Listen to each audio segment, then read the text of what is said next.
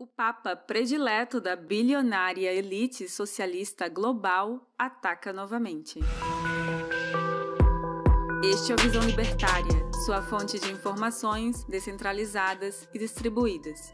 O Papa Francisco afirmou no dia 17 de junho, em vídeo para a Conferência Internacional do Trabalho, que o direito à propriedade privada é secundário em relação à destinação universal de bens. A declaração reitera um princípio já defendido por Jorge Bergoglio em sua encíclica mais recente, A Fratelli Tutti, Todos Irmãos, na qual afirma que a tradição cristã nunca reconheceu o direito à propriedade privada como absoluto ou intocável. Abre aspas. Junto com o direito à propriedade privada, tem o direito prioritário à destinação universal dos bens da terra e, portanto, o direito de todos a seu uso. Fecha aspas, afirma Francisco no vídeo. Ele ainda acrescenta, abre aspas, às vezes, ao falar de propriedade privada, esquecemos que é um direito secundário que depende desse direito primário, que é a destinação universal dos bens. Fecha aspas. A conferência foi realizada pela Organização Internacional do Trabalho, OIT, e acontece de forma remota pela primeira vez em sua história. A primeira sessão plenária ocorre até 19 de junho, enquanto a segunda está marcada para ocorrer entre os dias 25 de novembro a 11 de dezembro. Essa recente fala do Papa Francisco é apenas mais uma das inúmeras defesas feitas pelo Papa de uma reforma econômica voltada ao igualitarismo. Por trás disso está a ideia sustentada pelo pontífice que afirma que a dignidade humana vem antes de qualquer outra coisa e que ela precisa ser defendida acima de qualquer outro direito, ainda que seja pela força estatal. Neste vídeo faremos uma análise teológica das palavras do religioso e após isso faremos uma análise econômica. Sendo assim, vamos consultar o livro sagrado do cristianismo, a Bíblia. O livro de Mateus, capítulo 20, do primeiro versículo ao versículo 15, traz uma história, conhecida como parábola, contada por Jesus Cristo para retratar verdades imutáveis acerca do mundo físico e do mundo espiritual. Então vejamos o que disse Jesus.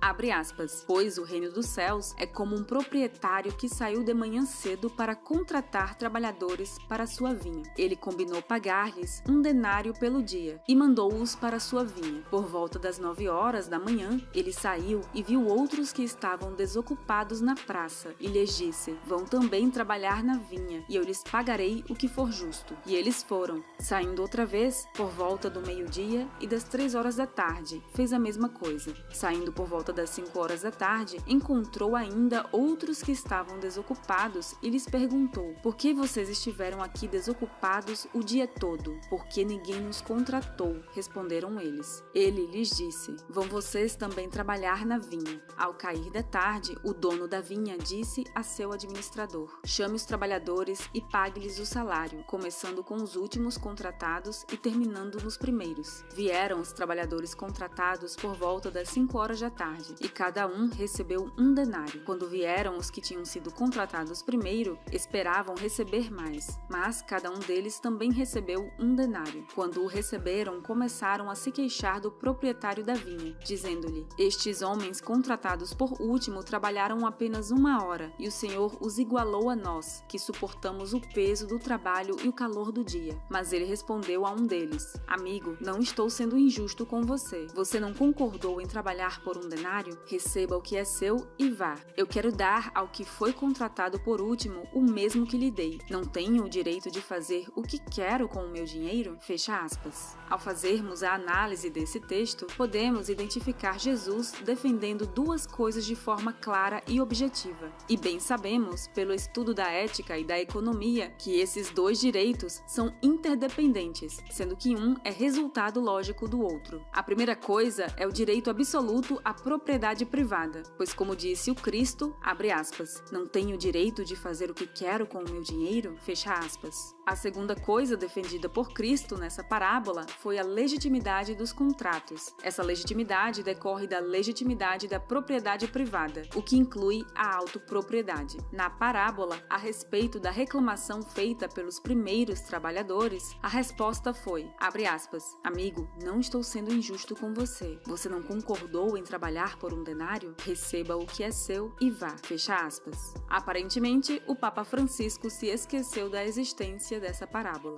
Se voltarmos alguns livros para o chamado Antigo Testamento Bíblico, especificamente no livro de Êxodo 20, iremos nos deparar com os 10 mandamentos. Tais mandamentos refletem a moral do próprio Deus e por isso são imutáveis, permanecendo válidos até os dias de hoje. Quando se fala em lei de Deus ou lei de Moisés, está se referindo a um extenso arcabouço jurídico que é dividido teologicamente entre lei cerimonial, que regulava o culto na antiga aliança, lei civil, destinada à vida civil na teocracia judaica da Israel antiga, e a lei moral, que são os 10 mandamentos. Para o cristão, da lei mosaica só é válida nos dias de hoje a lei moral. Mas você já parou para pensar em o quanto da lei moral trata da proteção à propriedade privada? Vejamos. Não matarás diz respeito à primeira propriedade privada de todo ser humano, a autopropriedade. Não furtarás diz respeito às demais propriedades que, como sabemos, decorrem da autopropriedade. Não adulterarás trata do respeito aos contratos. Casamento é um contrato que precisa ser respeitado. Não cobiçarás a casa do teu próximo. Não cobiçarás a mulher do teu próximo, nem seus servos ou servas, nem seu boi ou jumento, nem coisa alguma que lhe pertença. Esse daqui dispensa qualquer explicação. Note que ao ler Êxodo capítulo 20, não encontrará qualquer margem para um direito à destinação universal de bens. Ao tratarmos das escrituras sagradas e sua relação com a propriedade privada, podemos salientar outras coisas. Por exemplo, a Bíblia narra no livro de Gênesis que Deus comunicou a Abraão que este deveria imigrar para uma terra desconhecida, pois essa terra era dele, era um presente do próprio Deus. Abraão, então, parte com sua esposa, parentes e servos rumo a essa terra. Um dado importante, Abraão era um chefe militar e dispunha de homens treinados sob seu comando. Ao chegar na terra em questão, uma surpresa, ela já era habitada por outros povos.